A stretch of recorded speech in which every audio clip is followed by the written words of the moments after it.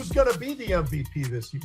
And I totally am with Pat McAfee on this one, John. But I'll tell you what, it isn't a 100% layup either, because when you look at it, this year there's the potential for a couple of running backs. Saquon Barkley, not so bad. He's averaging almost 6 a carry, 11 touchdowns, almost 1,700 yards this year, and he's still got some time.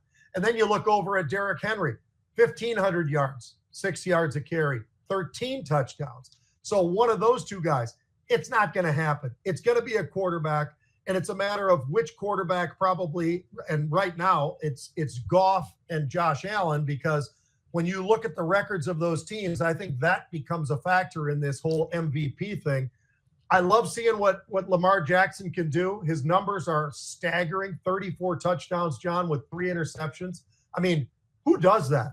Who goes through this deep into the season with only 3 interceptions? Shoot, most of these quarterbacks playing in the NFL, which is why most of the teams are under 500, probably throw that many in a game, 3 interceptions. So it's amazing what he's been able to do. I think Derrick Henry was part of the reason that when he got him, he got a lot more opportunity as a quarterback, doesn't have to run as much. He's only got 3 touchdowns. And that's where Josh Allen, for me, I think McAfee is right. Look at his numbers. He's got 25 touchdowns and 5 interceptions. Those don't really blow you away. But what does blow you away a little bit is he's got 11 rushing touchdowns. And when you showed that clip that McAfee put up there, John, the guy has the speed of a wide receiver. He's got the size of a tight end. He's as tough as a linebacker. And who wants him? If you're a linebacker in the NFL these days, they're much smaller, John, than they once were. You know, when you and I played, your standard linebacker was somewhere between 6'3" and 6'5", probably weighed about 245. Now these linebackers are a lot closer to 6'2" or 6'3", and they weigh about 220. So when you've got Josh Allen running at you at, call it 6'5", maybe even a little bit more, 245, 250 pounds, who has the advantage there? I would say Josh Allen. I think he's going to be the MVP, but I might be missing somebody, John. I love Joe Burrow, but the team can't win. They got no defense. I think the world of the kid. It's just not going to happen this year, despite the fact this is his best year, I think, in the NFL. He's not throwing interceptions. He's only got 8. So he's a great player. I love him to death. You know, I know his brother. I know him. They're really great guys, but I got to give the nod to Josh Allen. What do you think? Well, you named the two, I think, Pete, Jared Goff and Josh Allen, that should be in the running for MVP. It won't be Jackson again. He's not going to repeat. But that's not to say he's having a terrible year.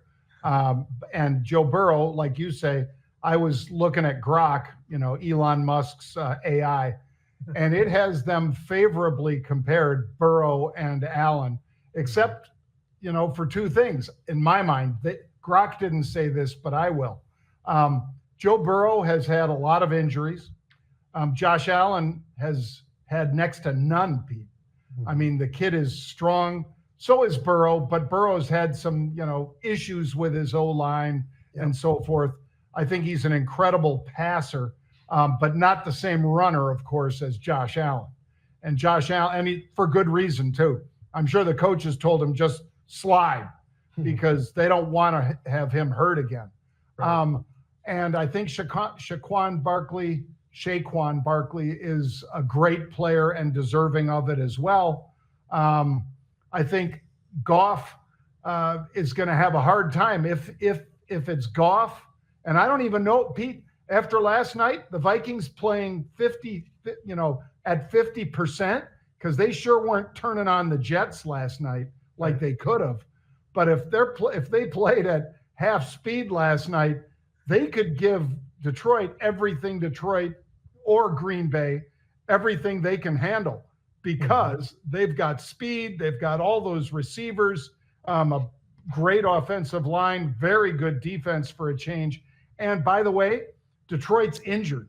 And Montgomery, that loss of Montgomery is huge. So we'll see if they can reload at the running back spot. But that kid was special, and he's gone for the year. He's gone, and hopefully comes back strong next year. But I think you're right. Josh Allen wins the MVP, but I don't know who beats him, Pete. Right. Yeah, and I'll tell you what, you are so right about last night and just getting a chance to watch some of the Viking game and see how good they really look right now. And I think if you go back and you look at Detroit, they look great except on defense. I mean, they're still managing to score the points that they did. But the problem is the entire defense, it feels like, is hurt. And it all started right at the beginning with Hutchinson, who was literally having, one of those years where he's in a conversation for being the best defensive player in football for sure. And then all of a sudden he gets hurt. He's gone. They had to replace him and move on. So that makes it really a struggle, I think. If they can't get healthy quick, Detroit might have a bit of an issue, particularly on the defensive side. All right, John, how about in the offseason this past year? Now, who had the best signing of anybody in the offseason? And I got to eat a lot of words on this one, but I'm willing to do it. So the Vikings get out there, and what do? They draft a quarterback. They go up, they got the number 10 pick, and they grab J.J. McCarthy. And they're pretty excited about that. They should be. He's a heck of a quarterback. He got hurt in the preseason, and he looked like he was ready to be the starter. Well, the one thing about the best signing, I think, in the entire offseason is Sam Darnold really did make the right decision, John, when he chose to come to the Minnesota Vikings, right over here. Let me tell you something. Here's what he was able to walk into, which I think if you're a quarterback and a guy like Sam Darnold, who he got drafted really, really high about 6-7 years ago. And when he got drafted, John, when you go high, that means you go to a pretty pathetic place. So he had nobody to play with when he was with the Jets and with Carolina. And it really was, very difficult on him. Well, he comes to a team this year. Let's see. J.J. McCarthy, he's a number 25 pick in the first round, wide receiver. Not J.J. McCarthy, Justin Jefferson. Then you've got Addison, number 23 in the same draft. Naylor, number 22 in a first round in the draft. He's got 3 first-round wide receivers. He's got Hawkinson at tight end.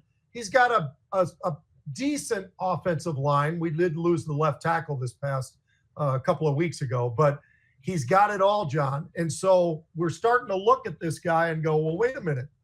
This guy, he's not MVP, but 29 touchdowns, 11 interceptions, 67% completion. And he went to the right team, and it was probably the best free agent signing I have seen in a long time. The only dispute going on here in Minnesota now, John, is what do you do with him at the end of the year? He's got a 1-year contract. Do you, and this is maybe the best question for you, you and I are financial guys, does he get a $30 million a year contract, maybe over 3 years, so it's $90 million? Or what do you do with the guy? Do you let him leave? Because he's free if you don't. And then you've got to decide, is J.J. McCarthy going to be healthy enough? Is he going to be right? Is he at the right time? So what do you think the Vikings should do? What would you do if you were the GM? Do you have to sign him? You don't have to, because there's other quarterbacks out there that, are going to be looking.